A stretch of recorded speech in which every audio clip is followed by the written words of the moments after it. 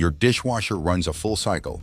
You open the door, and your dishes come out looking worse than when they went in. White film. That smell. Glasses that look permanently cloudy no matter what you do. So you try everything. New detergent. Hotter cycle. You dump vinegar in and run it empty. Still there. Here's what nobody told you. Your dishwasher didn't break. 3 things changed after 2010. One was a state law.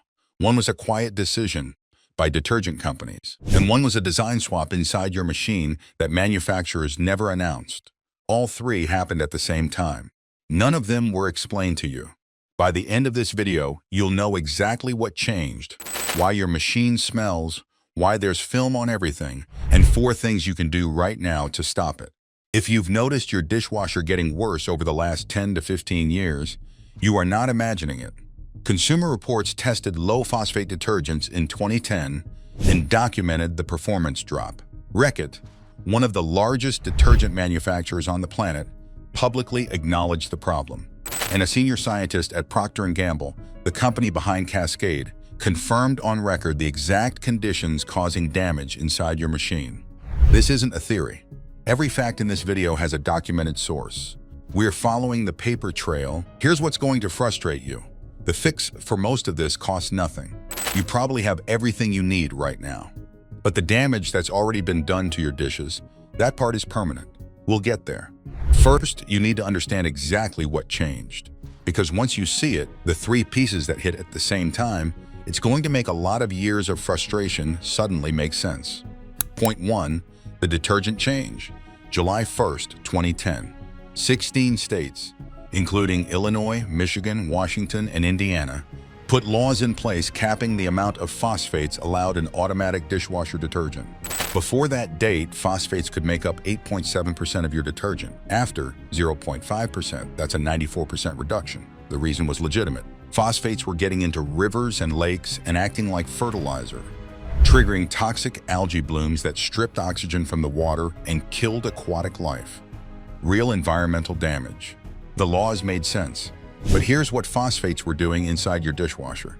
They kept hard water minerals suspended, so they couldn't deposit onto your dishes. And they gave food particles something to bond with, so the water could carry them out.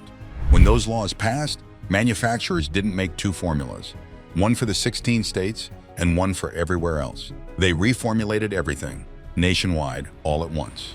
And they replaced phosphates with chemicals called chelating agents. Chelating agents do a similar job, but they behave differently at high temperatures. And that difference is exactly what's been leaving film on your dishes ever since.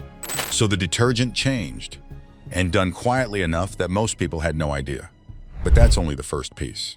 The second one is sitting at the bottom of your dishwasher right now. And there's a good chance you've never touched it in your life. Point 2, the filter nobody told you about. Pull out your bottom rack right now. Look at the floor of the machine. There's a round plastic cylinder sitting there. That is your filter. Here's the question. When did you last clean it? If your dishwasher is less than 10 years old, that filter does not clean itself. You have to do it manually.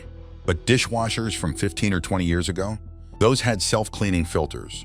A built-in grinder, Consumer Reports calls it a macerator, that pulverized food particles automatically and flushed them out. You never had to think about it. Manufacturers phased that out. The official reason? The grinder was noisy. The quieter manual filter became the standard across almost every brand. That's a reasonable trade-off.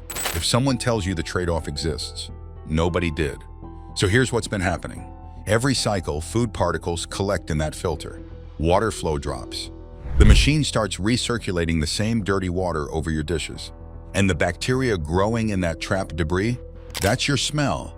It's not a broken machine. It's a maintenance task that was never handed to you. So you've got weaker detergent and a filter that's been quietly backing up for years.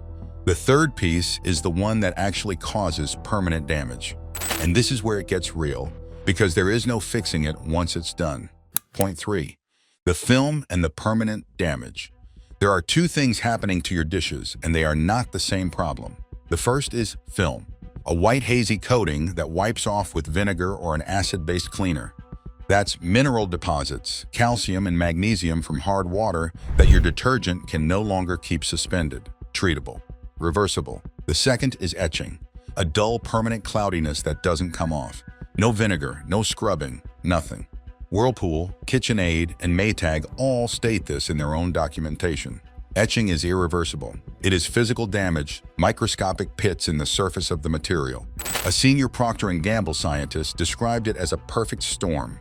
4 things have to line up: soft water, low food soil on the dishes, high heat and chelating agents, the replacement chemicals from 2010.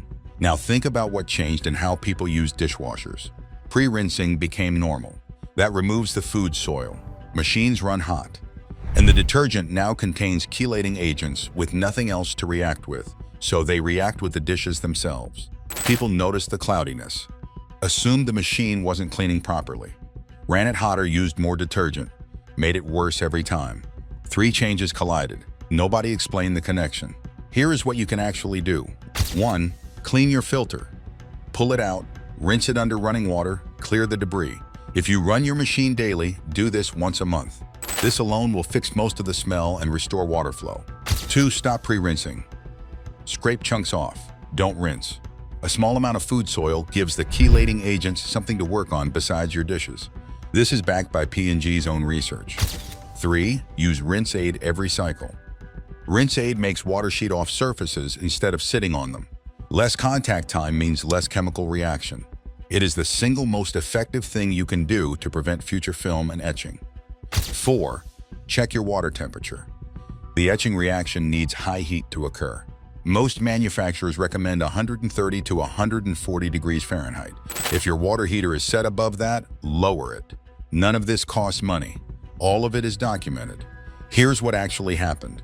In 2010, 16 states passed environmental laws that were completely legitimate.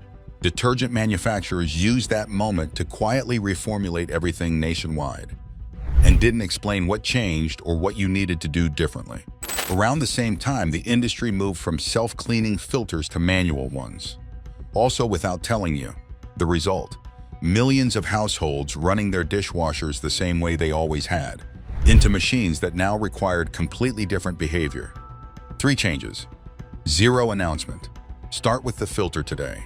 If there's already permanent etching on your dishes, that's done. But every load from here on out, you can protect. If this video finally explains something that's been driving you crazy for years, subscribe, because we're just getting started.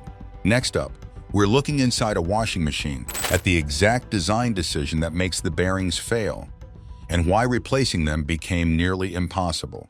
You're going to want to see that one.